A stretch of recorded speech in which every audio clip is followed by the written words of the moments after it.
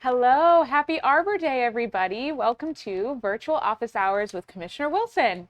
Happy Friday. Happy Arbor Day. Happy Can Arbor you see the dirt under Day. my nails still? Do you know what that was from? What? A tree We planting? planted trees. We did. We had such a good time. I thought a little bit about maybe doing a live segment. I was like, I wonder if I should just go live. And then I looked down and I realized my hands were so dirty that I was having a hard time negotiating the buttons on my phone. So Yeah. I'm like, oh, maybe we'll just talk about it later. Yes, so literally today, which is why I'm kind of dressed like I just went for a run. And so I'm Lee Perry. I am the senior aide to Commissioner Wilson.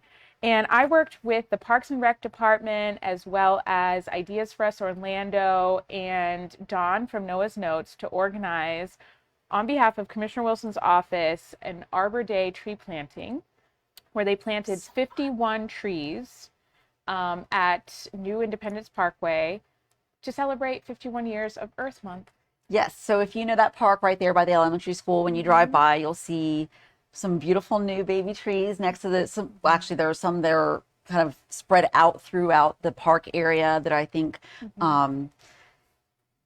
as they fill in and bring us some shade and give us a place for the birds to go to, we're going to continue to enjoy them. And so it was such a fun event. I think it's really cool when we get to hook up with our nonprofit partners and other departments and see it all come together like that. And it was hot out there, but it's so great to get our hands in the dirt. Volunteers came out, some people I hadn't seen in a long time, and some new faces. So it was nice. Thank you all for jumping in if you're on here and you did. And if not, it's okay. We're going to try to do it again, or to any opportunity we can get to try to put more trees in the ground, because it is really the cheapest, easiest, most available way for us to try to make a difference to our carbon footprint, and at the same time really affecting our quality of life, like almost immediately, by adding oxygen to our air and shade and cool areas. So Yeah.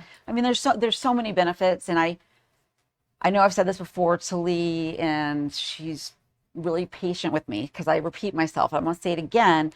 The easiest way really to get the benefits from those trees is to protect the tree canopy we have, and especially the old growth in some of our really diverse forests.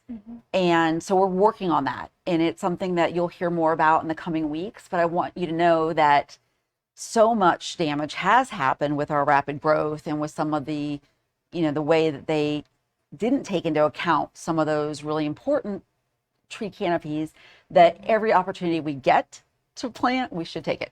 Yeah. Jeff Benavides was there. It was We so love us some cool. Jeff in this office. It was so great. And he said he's very close to reaching the tree planting goal this year. So I hope to plan way more so that you can help the Yay. county get Let's above blow and beyond. out that tree planting goal. I want Yeah. to be like, oh my gosh, not only did they meet the goal, overachiever. That's what we are right here. Overachievers. Set We're a number new one. goal. And how that ties in, I definitely think that planting trees, having more beautiful landscape, it helps with your health, Yes. which segues into a COVID update. Yes. And I mean, if you healthy and mood, right? I don't think I've been this kind of like, optimistic and just kind of on cloud nine. And it's probably since the last time I had my hands in the dirt, or maybe Yep. actually Earth Day was pretty darn great. But, once again, got a chance to be around nature and some really wonderful people that day. So, yes, let's get into the COVID update. I do think it's important you all continue to get the word out. Vaccinations, we are still kind of creeping up in our percentages of community vaccinated. We are all vaccinated here in the office, feeling amazing. I think we are at somewhere in the 40% Yeah, range 46, I of think, was the all last. 16 and up. The CDC and other health guidelines determine community immunity, or if you will, herd immunity, Yep. once we get to that upper 70%. I know that the mayor this week addressed some very specific milestones that we'll be able to really see big differences in the way that we live our lives. And it's going to be a phased approach. If you go to ocfl.net, you can see the exact requirements for each one of those phases. it's really all going to be based on data. So the higher of our percentage vaccinated and the lower of our percentage positive rates, the more freedoms that, I shouldn't say freedoms because you're free to do whatever you want anyway, but the more we're going to be able to protect our community and to get back to what felt like, feels like regular day-to-day life. The CDC updated its guidelines this week about outdoors. Yeah. That now vaccinated people can hang out outdoors, no mask, with other vaccinated people. And, I know we don't walk around asking other people if they've been vaccinated, but do you find yourself telling people? I do. Yeah. I do I'm like too. so excited about it. But I also think, you never know who is skeptical of it. So I try to say it in every opportunity that I can to try to let people know, like, hey, if you like or admire me as a person, I'm vaccinated, Right. so you should be too. Right. And that's what it's going to take. It's really it's like the purest of peer pressure Yeah. across the board, and telling people, you aren't? Why wouldn't you? Yeah. Well, you want me to help you get there? Or Yeah. What do you need? Yeah. what do you need? Yeah. And so you may have already heard the updates from Orange County. If not, let me just let you know. The convention center site, which was our big, huge drive-through site, which is now vaccinated thousands and thousands of people, is going to be transitioning to only the second appointments of the people that have already had their first shots there. And Orange County is moving out into different quadrants of the community to get really to people near their houses. Because I think that there are people that it was a little overwhelming to try to figure out how to get to the convention center. And even though there were some opportunities for transportation, we still want to make sure that we're getting closer and closer and closer to people in their homes. Our fire and rescue have gone door to door in some communities. The 4 pop-up vaccination areas next week are on the website ocfl.net. The closest one in District 1, or the one that's located in the District 1 area, is at the community center on Crown Point. And I think that it's really important that if you don't go to that one, to check the CVS's. They're carrying them. Check the Walgreens, the Walmarts, the Publix's, and just whatever is the easiest thing for you, because I know that we're busy, but this is the way to really move forward and get there. My young people, We're talking to you. and please, please, please get vaccinated. Right now, I think the ages between like 18 and 30 are the highest trending like COVID cases. Yeah, right now. our average positive case right now is like 32 years of age or something, Yeah. which, just tells you that it's that 16 and up crowd that we know for a fact at this point that the 65 and over are really very much vaccinated as a population, because I think they were really scared all along. But we don't really know what some of the long-term effects of this disease are going to be on our young people. So I really want everybody to take that seriously and just get this done. I have some friends, my kids' friends that I get to talk to, and the vast majority of them have had their first shot and are waiting for their second, or got the Johnson & Johnson. Handful of them said they had sore arm for a day. Yeah. Got an extra nap in, and then they were A-okay. Yeah, well, I have a friend who got COVID kind of early quarantine, thinking I can go clubbing because I'm young, it's not going to affect I've already me. had this. And so they got COVID, and they were like bedridden with it. Scary. And now, still to this day, it's almost been like almost 8 months later. It feels like there's a spider web in his lungs. Oh gosh. Still, and he's trying to run every day to combat that, but he still has side effects, and he's like 25. Yeah. Well, I mean, I have an acquaintance, not a friend, but somebody that I knew from an older position I had, who had to have a lung transplant. And so, unfortunately, some of that recovery process is long and will happen, but some of it is, is damage that will be forever. And I think that's a hard thing to explain to a young person. Yeah. But we don't have to do that anymore. There's, the possibility to be protected. And so that's something that I'm trying really hard to get everybody out there. Also, if you do it, post it on social media, on Instagram, put it on Twitter, anywhere that you can put it out there with the hashtag I got my shot. Yep. And then if you live in Orange County, tag Orange County Public Schools. I've really been trying to get some commitment to them to get to all the high schools. They are opening up sites in, hold on a second, Jones, Evans, and Colonial High Saturday, May 1st, OCPS Jones, Evans, and Colonial High. If you are between the ages of 16 and 18, you have to have a parent with you. 18 and up, just go get it done. And then share that and tell your friends and neighbors and tag the county OCPS so that they know that you got that done. Yeah, awesome. Well, just to get started on weekly updates, so you had the BCC this past week. Yeah. And there was actually, this was the first time I've ever heard of Denim Day. Yeah. And Anne, our research aide, was reading up about the full kind of background of it, and it's all about like sexual assault and rape awareness. And from our Victim Service Center, which is an entity that is supported by Orange County that provides resources, support, treatment for victims of sexual assault and sexual violence. And Denim Day, I had heard of it. I didn't really know what it meant, but it comes back to a victim of sexual assault having basically been blamed in a court of law for having brought it on herself because she was wearing tight jeans. And this disgusting idea that somehow the victim causes a sexual assault. And to hear the reason why it's called Denim Day and understand that was, basically we need to remember that because of something this woman was wearing, that she was told that her, that the attack on her was somehow. Yeah, they said specifically that because your jeans were so tight, you must have given consent because it would have been too difficult for one person. Something that I think back on, I know that the educational process on this and trying to make sure that we are doing a better job communicating to our young men, to our girls, to our women. Yeah. It's a process. I will tell you, I recall adults in my life saying about my friends or about somebody in front of us, well, they wonder why they get raped. Yeah. Looking at an outfit. There's no reason for that type of, victimization again. That's making a victim out of a victim who needed your support. Yeah. And even worse than that, I think what it does is it literally indemnifies the attacker and takes the responsibility away from the attacker. Yeah. You're telling me that you couldn't control yourself because of an outfit? Yes. And so a violent crime was a result of that? It's such a strange misconception. Rape is about violence.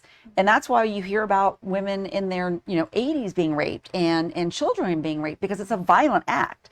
Yeah. It's not about, a date move. Now, date rape is clearly a huge portion of the problem in sexual assault cases, but let's call it out for what it is. It has nothing to do with what someone's wearing. This is, if someone is a sexual assailant, they're a criminal and they need to be addressed, right? And if someone is victimized, then they are victimized if they're wearing a, whatever. Doesn't matter. Shouldn't matter. And it just, so it's an important conversation to have. Yeah, I'm glad that those conversations are actually happening. There was also Asian American, Haitian American Heritage Day. Yeah, it's really It's cool. really cool. You get little pineapples. I love, that was from Visit Orlando. Oh, yeah? The flags Okay, I thought it was part of that. This is something that I think Florida is so great because it truly is a, not just a destination for visitors, but a destination for people who have really migrated here from all over the world. And so we have some really amazing, diverse communities here in Orange County. And we try as the county government to acknowledge those and give, that there's been so many great contributions and civic events. And so highlighting those is like one of the funnest things we get to do as a commission. Yep. That's awesome. Yeah, it's great. And I think, especially right now, and I know there's so much discussion about immigration and, understanding how much of the great joyous things that we have in our lives every day comes to us from our people that have immigrated here from all over, which is, by the way, all of us, unless you are an Indigenous person. So we all have an immigration story, a migration story, and understanding the immense value and contributions of migrants and immigrants is such an important part, I think, of being an active member of our society. Yeah, and being Florida, we have to really embrace and accept the fact that like a lot of the Caribbean American, people that are moving, or Caribbean people that are moving here to become Caribbean Americans, we have to really highlight the fact that like climate change is really going to cause a lot of people to come here. And we need to be prepared, and we need to be open-minded and embrace all cultures. Well, absolutely. And I think, I think we all remember the devastation of Maria in Puerto Rico. And one of the most infuriating things for me at the time, in trying to support friends of mine, Puerto Rican friends who had family that were still there, that had people that they hadn't gotten in touch with, and trying to figure out how to get help and supplies, and understanding that Puerto Ricans are Americans. And I couldn't believe how many people I knew that didn't know that. It blew my mind. And so I'm not judging, but I'm just saying, learn. Yeah. Puerto Ricans are Americans, and we are absolutely made up of so many great pieces and parts from all over the world. It makes us exciting. It makes us fun. And my gosh, we have great food in Orange County. Yeah, 100%. Yeah. Another thing that you had the opportunity to really speak on, there was an iDrive feasibility study that was reviewed. And, you bring this up all the time, and I found this particular incident like a perfect opportunity to hit the nail on the head. But pedestrian safety, and specifically of our disability community, is not really a voice that's making it to these conversations. No, I will tell you, and this is something that I've had different conversations with different groups, all with the same concerns about why this area has the highest number of pedestrian deaths and incidents. We have, and I've said this before too, so I'm sorry about it if I sound like a broken record, but we build our roads fast and wide, and then when they get crowded, we just add lanes, and they continue to get wider. And the BCC item that Lee is referring to is actually part of the International Drive corridor, and looking at improving some of the transportation around the convention center. And of course, loosely trying to come back around with more CRA stuff every 2 weeks. I'm like, yay, look, there's no CRA in the agenda. And I'm like, oh, actually, they called it a transportation and feasibility study, but we're talking about the CRA again. This one in particular was, to me, really hard to get past without getting frustrated, because the first part of the report, and I read the report from beginning to end, the first part of the report brings up several times how the pedestrian mobility in the area is challenged, that there needs to be more attention and focus on pedestrian access. And this is an area, iDrive is where we invite people from all over the world to visit. It is an important part of our economy, but it's also in our backyards. We need to make sure that we're being consistent and thoughtful about any development. And so the feasibility study discusses at several points, trying to make sure that in whatever the next phases are, that pedestrian and other intermodal transportation options and transit is considered. And then on the second to last slide is a picture of an intersection with 9 lanes in a crosswalk over 9 lanes. And so I just said, and this was the very end of the BCC, which I know can be tedious to watch, but if you're interested in this discussion, it was a discussion about what we are deciding to do in this corridor, but can be really applied everywhere. That if we're going to make it a crosswalk, we have to make it possible for all people to get across in the time in that light cycle. So if there are 9 lanes and you have someone in a wheelchair, someone with a walker, someone who's got either visual or even, auditory impairment, all of those things are going to take some time or additional considerations. And we have to consider that if you are a completely able-bodied person, that 9 lanes in a light cycle is really difficult to do. The team that did the assessment and the feasibility study came back and said, well, we will wait to see if there's a pedestrian incident. And I think my head went like, because we don't wait to see if there's a pedestrian incident. If we sort of can look at this and just use a common sense approach, Yeah. I'm not an engineer. What's the point of a study? Yeah, and I'm not an engineer and I'm not in a wheelchair. But Yeah. I do remember having a stroller and a toddler on my hip. And I do remember being really scared when I was standing in a median and semis were coming by me. And this was not on I Drive. This was actually on, what is it, Tradeport Drive. It's the on the backside of the convention center, but still would be something that as that area develops, will become more necessary to consider pedestrians, and especially if we add some multimodal transportation, because that means that someone may be getting off of a bus and onto a train, or out of an Uber and onto a bus. And so if we're doing that, that person will likely be crossing the road. So we know this looking at this intersection.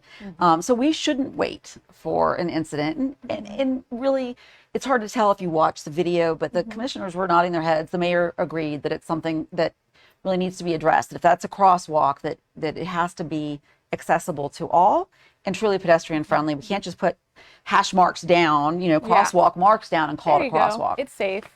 Yeah, I mean, honestly, how I feel about it, I really feel like there's a mentality here where the indicators of success of our like traffic design process is less that bumper to bumper traffic, but they're not designing the roads in a way if they're adding a lane and increasing the speed limit, to them, okay, it's easing traffic, so job well done.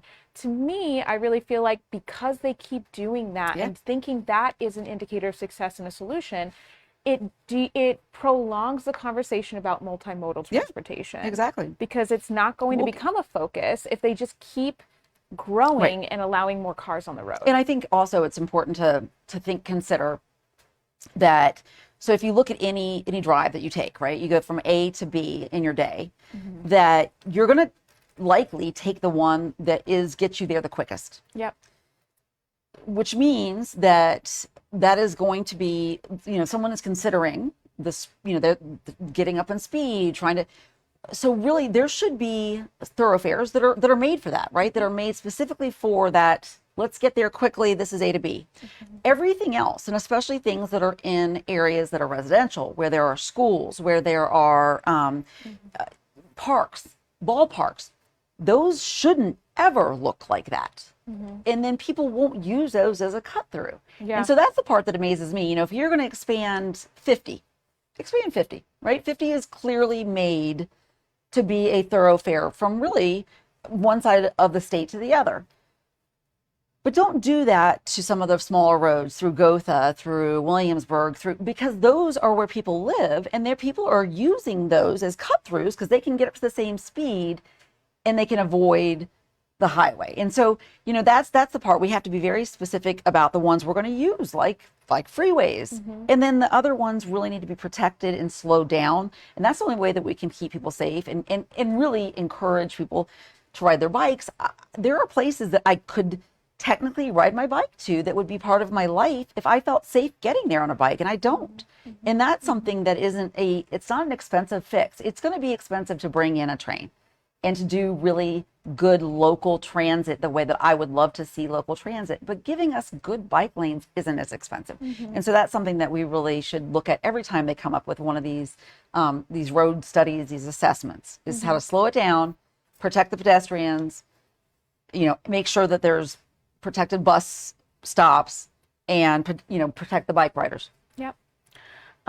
Lastly, to wrap up the BCC overview, you had like a septic-to-sewer conversation about some of the developments that are coming in. Yeah, well, on the consent agenda. So really cool.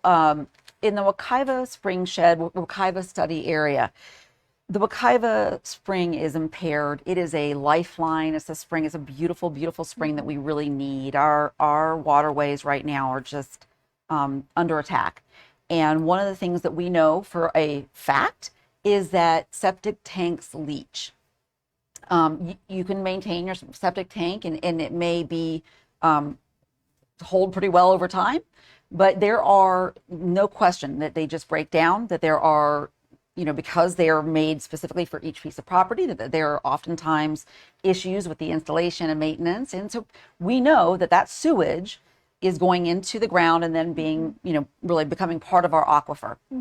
So In some of the areas near the Wekiva Spring Shed, there is going to be a retrofit, and they're going back in because the citizens wanted them to, which is really great. They're investing, the state's investing, the county's investing, they're all pitching in. It's expensive. It's expensive to retrofit and to pull a septic tank out and to make sure that the homes there are hooked to sewage through the county. But what we can say at the end of that is that that sewage isn't leaching right through the ground right there into the Wekiva Spring Shed, and it's not going into those people's well water or any other well water in the area. So that is something that, we know for county water where it goes. We got to go to the water treatment plant and see where water is treated. Septic tanks, it just goes into your property and sits in a tank in the hopes that it, is kind of digested by the enzymes. But there's just too many problems with septic and with, we know that what is going on with some of those large algae blooms and the large kill-offs of areas in some of our lagoons and some of our other spring sheds is because of nutrient load, and that septic and fertilizer are the two biggest offenders. Yeah, I find it very strange because I don't think there's a lot of education that's readily accessible for people with septic. I think people don't realize that you're supposed to get them checked every 5 years to make sure that they're functioning properly. And I've heard that there's a shortage of like technicians that actually know how to work on septic. It's like a kind of, I guess, plumbers in general are like a really In septic, it's sort of a specialty.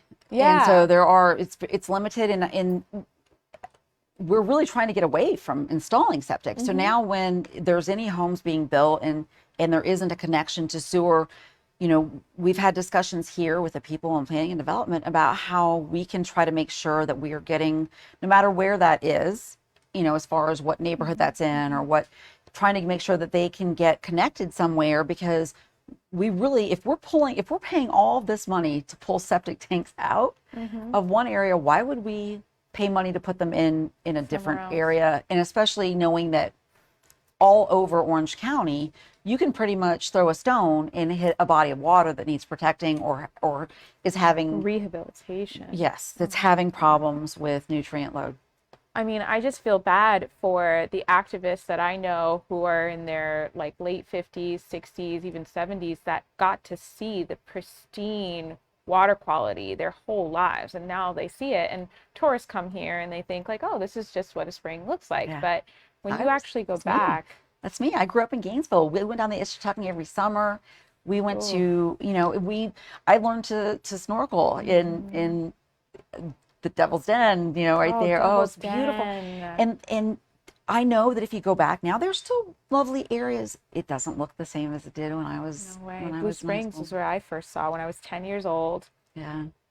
I can't go. I cry. Yeah. I can't go. I can't look at it. So It's hard, but we are trying every time there's an opportunity to pull that septic out. We're looking at the fertilizer issue. I think it's going to be, it's going to continue to come up. I would love to see our HOAs step forward and say, you know what, maybe we should rethink this whole St. Augustine grass thing, since it requires so much fertilizer, and we know it's just running right off and into into our gutters and into our lake systems. Because it's going to take that commitment from everybody. And I think we don't have to agree on a lot of things in government and politics, but I think we can all agree that we want our waterways clean.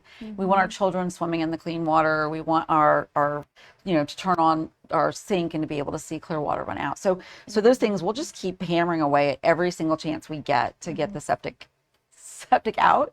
And if you have any questions about it, reach out to us. There is a wealth of information, and it's just going to take trying to get that information out and educate the public on where and when and how that's happening.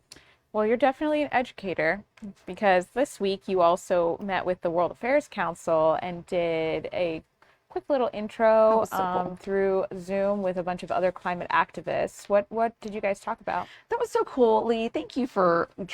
Sometimes I look at something on a schedule or calendar, and I know she's talked to a group and a fabulous organization, but I don't know the whole picture. To be on a Zoom with people from Tanzania, and Egypt and the Ukraine. It was really cool. This was a global conversation, and it was interesting because on the panel was a friend of mine, actually from law school, who is now at the Earth Jurisprudence Center, and there was lots of familiar faces, but at the same time, new faces and new names.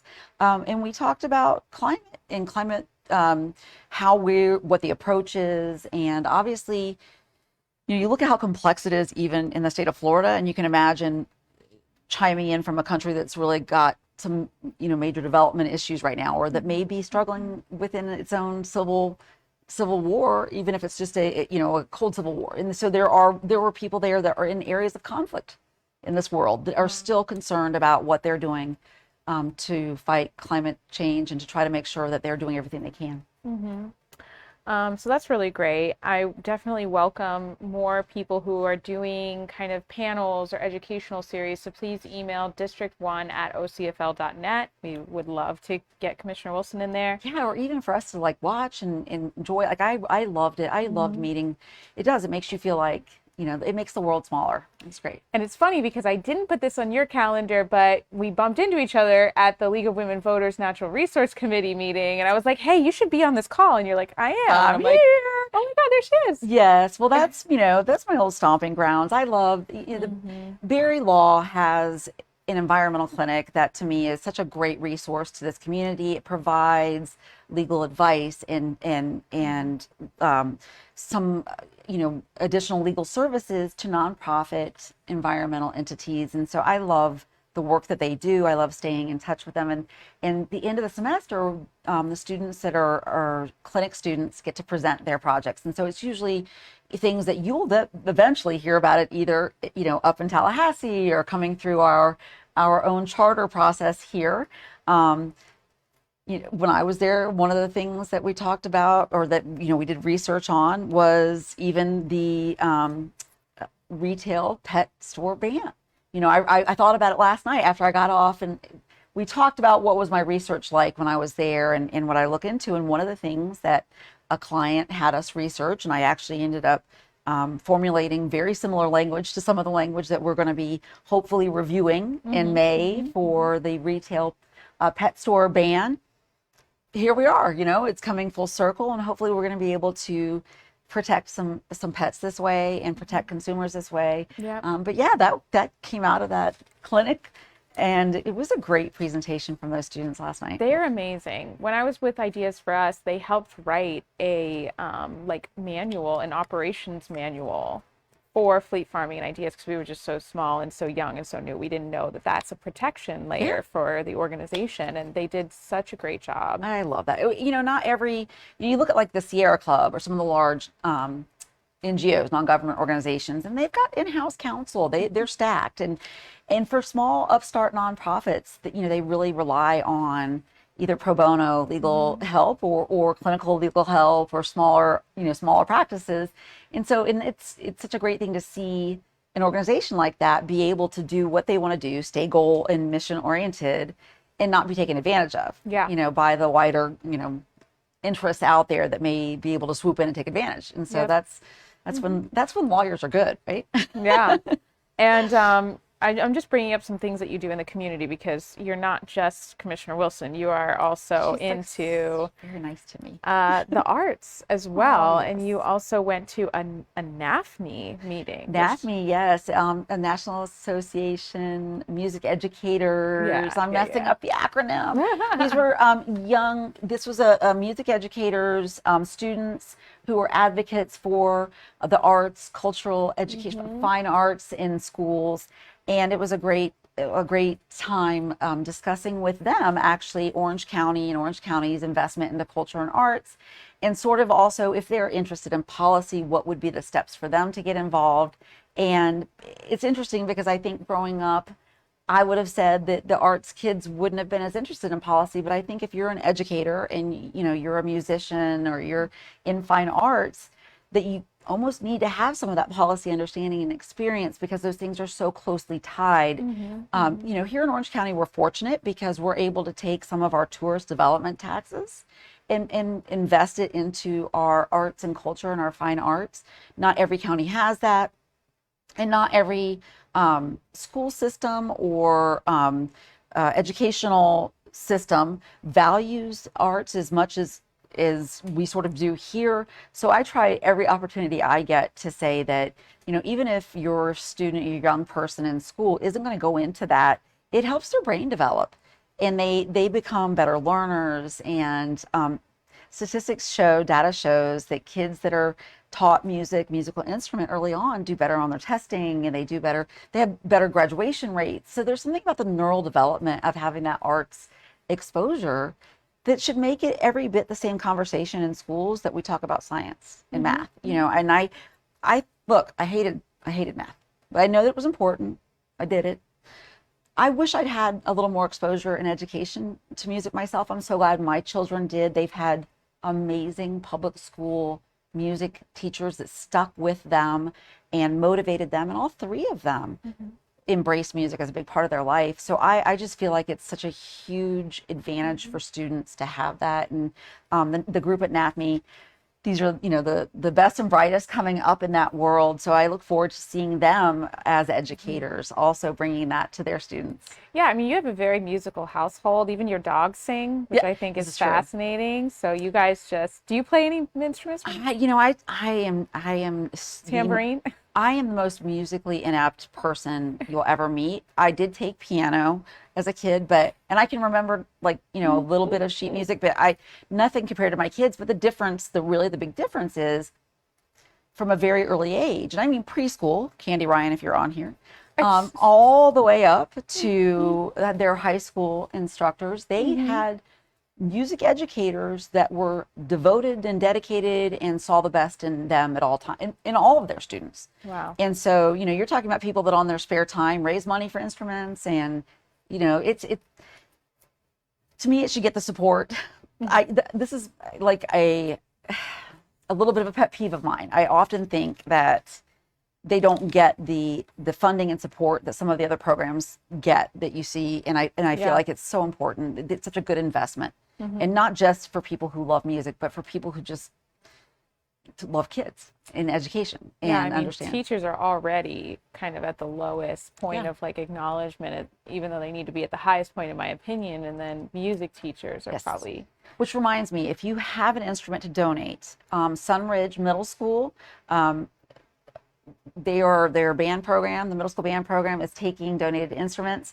Their band program has grown, which is great. And they had plenty of instruments back when mine were there, but I know that sometimes there's attrition over time, and to have more kids than instruments is sort of a good problem, because it means kids are interested, but it means they need more instruments. So if you have an extra one and you want to donate to Sunridge Middle School, we'll put that in the feed also, so you can do that. Yeah, great.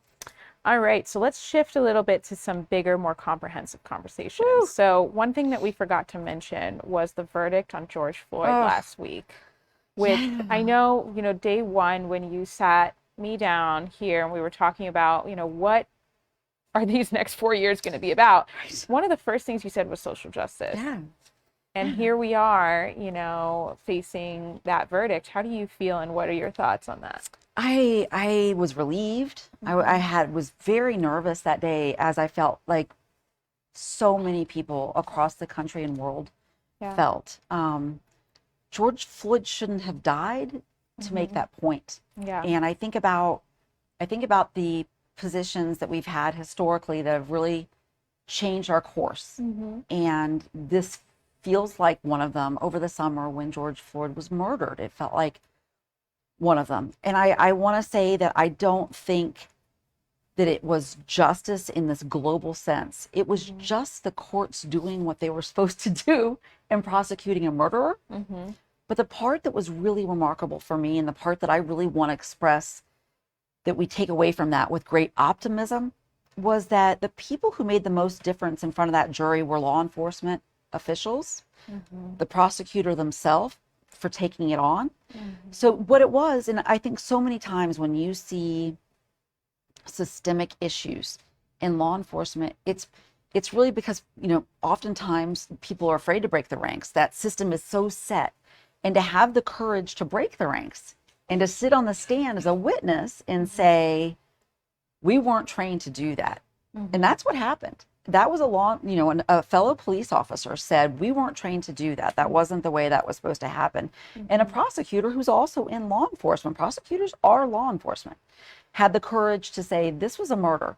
And so that to me, even though I feel like the verdict itself was a step in the right direction, to me, the bigger piece of the puzzle going forward was going back and seeing the testimony given by law enforcement and prosecutors to understand they're going to have to be, the speaking up and understanding that they've got to help call out evil in their midst.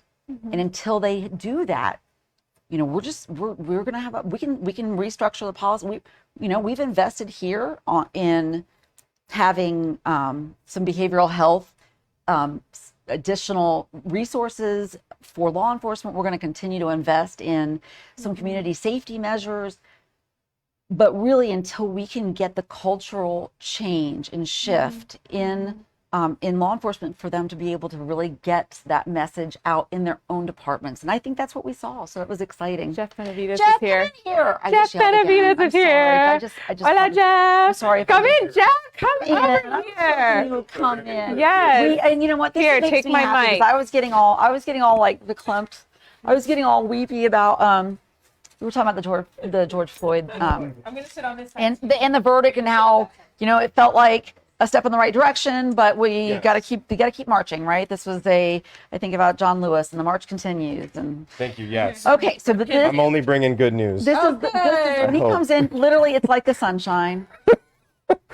There it is. There's the sunshine. This makes me very happy. That do you understand now why working with Jeff is the best thing the best thing ever? All right, I bet you have fun things to tell us. I just have some quick PSAs for you all, and figured since it is Arbor Day today, you already talked about the. Yeah, I showed them the dirt in my nails. Good. I showered. I did not. We I'm did still not. smelly, I did but- change shirts. We were both a little right. Sorry about that. But it was worth it. It was so fun. That's good. So in light of Arbor Day, we also are launching the City Nature. I'll take these off for a moment because that's not part of the segment yet. We're launching the City Nature Challenge. Awesome. It's actually the first time it's been held here for Orange County and Orlando, but great partners. We're essentially doing a bio blitz this whole week. So it's a digital bio blitz allowing people just to explain real quick what a BioBlitz is, it allows anybody, you don't have to be a biologist, you don't have to be an ecologist, to go out and collect information on your phone. Yep. That then goes out to the scientists in the world and collects where these like special species are and gives scientists a great understanding of what's in an ecosystem. So it's super helpful because, to Commissioner's point, I mean, we have people on staff that do this and kind of look at the wildlife, but there's so many areas of the county, and this is super helpful, urban and not urban. That's so cool. So the app is called iNaturalist, and you can go to, I made some very jerry-rigged signs. Yay! CityNatureChallenge.org. And you can sign up for the Orange County Orlando City Nature Challenge. Perfect. Download the app, and if you see a squirrel, take a picture. It'll tag it. It'll identify where you are, and it's great data collection for us that we can do It's for a cool free. thing. I use that now just to figure out what's growing in my garden. Yes. I'm like, is this something I planted? I'm not sure. So I use my And for my those of you iNaturalist app. in District 1, you can go to Tibet Butler Preserve and go do that. Awesome. Pick up, while you're there, you can pick up one of these critter finding. This is kind of like the iNaturalist dummy version of the iNaturalist app. I love it. But it's a great, nice like a little scavenger checklist. hunt It's a for little a- scavenger yeah. hunt for animals. So that's all I've got on the nature side. And so don't forget that. We iNaturalist. just talked about going out to Tibet Butler. We went to Oakland Nature Preserve Yes. last week. So this is going to be our next field trip out will be for, Oakland's one of my favorite places. oh, it's such a great, I know. It's a great, and it was on Earth Day at the afternoon and the weather was perfect. And I just was like, I wanted to stay, but I knew I had to come back here eventually. I love the little it's beautiful. gopher Oh tortoise my gosh. garden. Yeah. So you haven't been to our little gopher tortoise garden at Tibet Butler yet, have you? I have not been yet. That thing is awesome. All right. It's got bridges, tunnels. All right. We should go live from there. It's pretty cool. Yeah, you can definitely go live from there. That's awesome. I'm also peddling our solar co-op that we just launched for the 8th time. And that you can go to ocfl.net/solar Perfect. to get information on the solar co-op. The solar co-op is an opportunity for residents to learn about solar, especially if it's very intimidating, since I'm sure, like most of you, getting door knockers, phone Yeah. calls like crazy, and it's pretty overwhelming. It is So overwhelming, but it's important, right, that people know that the reason why that's happening is because, within what the last 6-7 years, we were finally able to get some business competition in the solar markets. There, for a long time, there wasn't the availability or the ability to do it. Now there are. So there's a lot of information for consumers out there. I know it's a consumer concern, but know that the resources are available. If you want to reach out to our office, we can always dig up, look around and make sure that you're getting the right information. Can you explain a little bit about what a co-op is? yeah, absolutely. So the beauty of the co-op is that it's like walking into a contractor or a solar company's office with like 50 people at the same time and saying, cut me a good deal. And it's wonderful because with that scale of bulk purchasing, it's like going to Costco and you can get some good deep discounts. We usually estimate between 10 and 20% savings. And if you were typically just to go on to a regular Just by yourself. by yourself as a customer. So it's a great opportunity, and then obviously it's free to engage, and it's really just free education that we provide for all of our residents. And like I said, we've done this now 8 years in a row and going strong almost. Oh boy, we're top ranked in the state really, That's really for great. installed solar, which is an incredible amount of amazing. work, and Orange County has been Yeah. leading that charge with the city of Orlando and Winter Park. That's huge. And it blew my mind always that we weren't the number one everything in solar, because we are the Sunshine State. It's free commodity, like it's a free renewable resource, and it took a while, but we're like now seeing we're making up ground there. Exactly. And I love the idea of really being able to completely get away from the fossil fuels. We can see that push, the push. So yeah, it's huge. I love. Yep, we're definitely it. seeing all the hard work finally make that turn, and keep it moving forward. And the technology just gets better and better. Absolutely, gets better and better every year, really. I love it.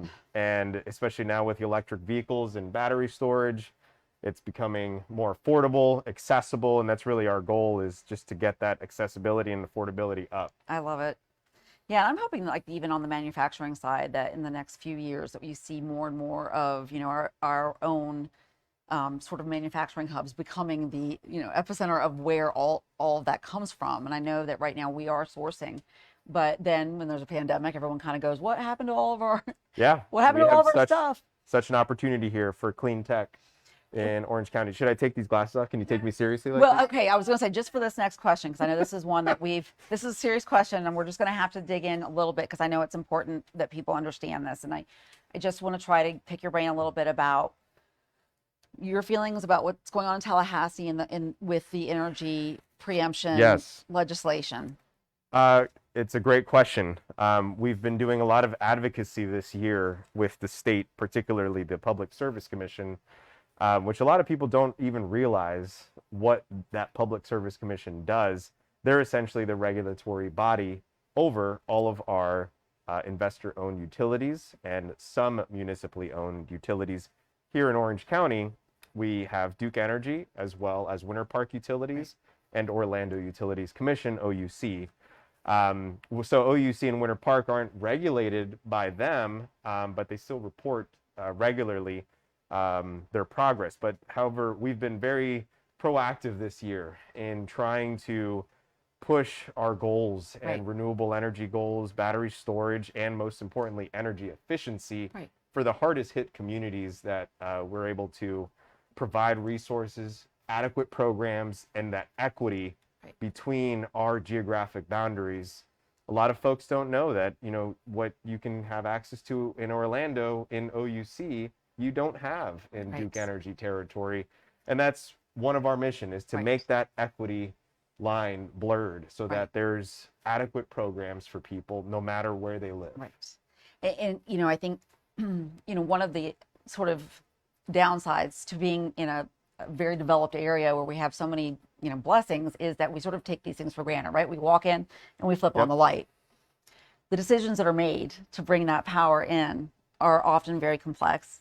They're often, to his point, very specific to the region and what the needs of the region are, and where there is some very specific efficiency opportunities and where there are some needs that haven't been met historically. And so it's important, once again, that those issues are in local purview and have an opportunity to be influenced and actioned on the experts in the area and the people that know these communities. This last legislative session was very aggressive, or it started out very aggressive. And I think with a lot of work that many cities and counties and organizations and groups put into place over the legislative session, I'm generally happy with the way things ended up because it was going south very quickly. I'm not happy. Well, I'm talking for the energy bills. I know. For the energy I agree. bills. Listen, across the board, I couldn't find an issue that I was okay. Yeah. Like I couldn't find an issue that was meaningful to me that I wasn't like, holy attack, Batman. This is craziness. And so to hear that at least does feel again, it's not perfect. And the reason why we need to talk about it though is because you hire the people that go up there. We have some really great local representation that sometimes gets just absolutely sidelined when they get up there. So not only do they need our support, but you also need to find out which people in Tallahassee right now are trying to take away control from you in your local area, because it is something really important that you have a say in the way that things happen in your backyard. I think, I've talked about that America was founded on this idea that we don't want to be controlled by someone far away. And so that's home rule. And when you look at issues like our own needs for utility, basic needs, and that's one of the things that still scares us, is because of the way that some of these bills ended up. There's a lot of gray area in what we can and cannot do, or should and shouldn't do as a local government, which again will definitely affect the way we make our decisions moving forward in growth. What energy is best for our community, so again, it's just it is still concerning. So I'm not saying that it's exactly. I'm happy the way that it started versus way. It's like the thing, when you used to like go to your parents for money for something and you shoot high and then you're like, oh, actually I only needed $6. And the legislature came out this go around with like a flamethrower, and then when they kind of back down to something still pretty poisonous, we're like, oh, okay.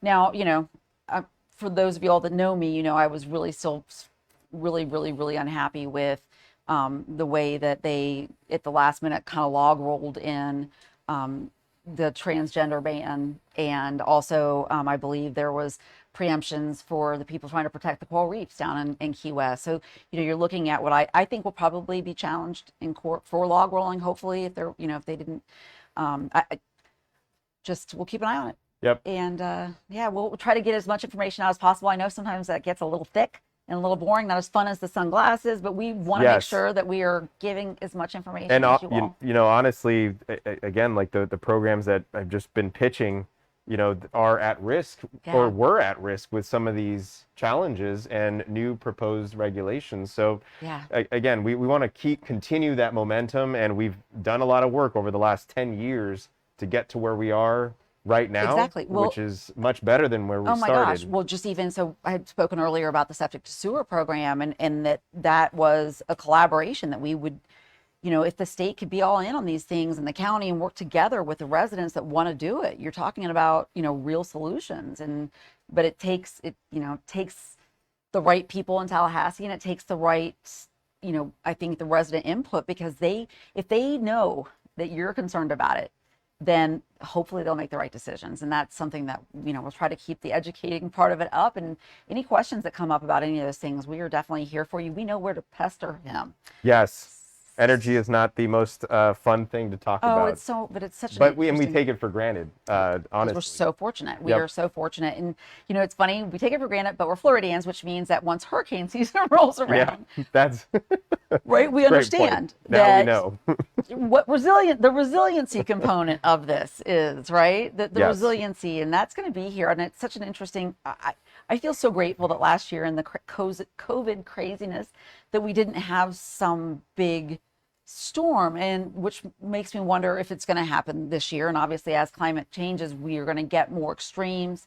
So we do have to really think about that resiliency. And sometimes I think about some of our more underserved communities whose roofs aren't necessarily where they should be, or their the filtration systems in their homes. And so these are all things that we have to think about in local government all the time. And I'm just really grateful for Likewise, very grateful and Very fortunate grateful. to be here every day. And he planted trees with us today. Yes, 51 trees. I'm 51 pretty trees. proud of us. We got That was amazing. an hour and a half in and out. I know, Pretty good. that was great. I was just looking at the photos. Y'all get the photos yet? Have not, but All right, yeah, I'll I've been share those kind with of you. it was so Good. cool. It was a great experience. Yes, you can. So Not wait, my one more hand time. scratch. Plug it one more time. Hang I'll on. plug it one more time. So the citynaturecchallenge.org, and the app is citynaturechallenge.org. called the iNaturalist app. It's free to really download in cool. the App Store or on Google Play. And then the solar co-op is launched, and that's ocfl.net/solar. So we've been trying to push both of those programs that are engage with the community with this Earth Day every day. Yeah, So again, Earth Day every day. Happy Arbor Day. Today is Arbor Day. Happy Arbor Day. And we're flying our flag high Yeah. today, and a lot of celebration of good things. So, That's right. Hug a tree. yes, go hug a tree. Exactly. Thank you so much. Anything else, Jeff. y'all? Yay, we're very grateful. Good. Thank you. Happy Thank Friday. you. Happy Friday. Yeah. There we go. Awesome. Thank you. Thank you. And we Alright. will Have a definitely go out to wonderful Tibet weekend, Butler. everyone. We'll let you know when we're Yes. going, so that I if would love to join you. that It's a would great be place. it is amazing. And actually, if they're tuned in today, Lake Mabel people know it's right across the street there. So that's it's all in that same really beautiful, beautiful area. That guy right there. Yeah, That we're guy, so that's the fortunate. guy. We're so fortunate. We only had one question that came in, and it was regarding 16-year-olds getting the COVID vaccine and below. We are awaiting approval. I believe I have a pediatrician friend that may be on this thread. So, Dr. Crum, if you're here, you can pipe in. We're awaiting approval. I know that the Pfizer vaccine appeared to be the 12 to 15 appeared to be the next block that would be up for approval. The second it happens, I think there's going to be availability, because right now our inventory is really good. The Johnson & Johnson vaccine, I know that when the FDA hit pause, there was a lot of concern. We are now, I think there's been over 15 million of them worldwide given. And, I think there's only been a handful of side effects that were significant. They did hit the pause button, because if that was in a trial, that's what they would have done. If this had been rolled out like any other medicine in a non-pandemic time, we wouldn't even have known about that few of side effects in its rollout. So I just want you to feel confident that that's a really safe vaccine. And when you think about what efficacy they're getting right now, so it's not just safe. The effectiveness has been amazingly high. I think out of the Johnson & Johnson recipients, there have been no hospitalizations or deaths from COVID post-vaccine. So you're looking at really, really great outcomes. So I would encourage anybody who has the opportunity to get that one or any other one that's available to them. Awesome. Well, it's Friday, so do you have anything you want to tell everybody?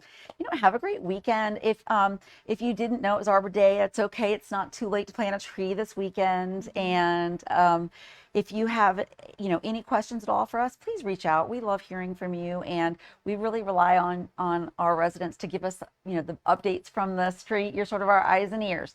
So let's just keep doing that, and we'll see you soon. Thank you. Yeah, we will see you soon. Next week, we're going to be interviewing some special guests Yes. about the Puppy Mill retail pet store ban. Yes, some other pet lovers are coming in, so we can talk about that policy and talk about actually even how the public can help regardless of what happens with that ordinance, because there's always a place that people can plug in and help. We'll see you then. Please email district1@ocfl.net, and have a wonderful weekend. Thank you all so much. Thank you. Bye. Yay.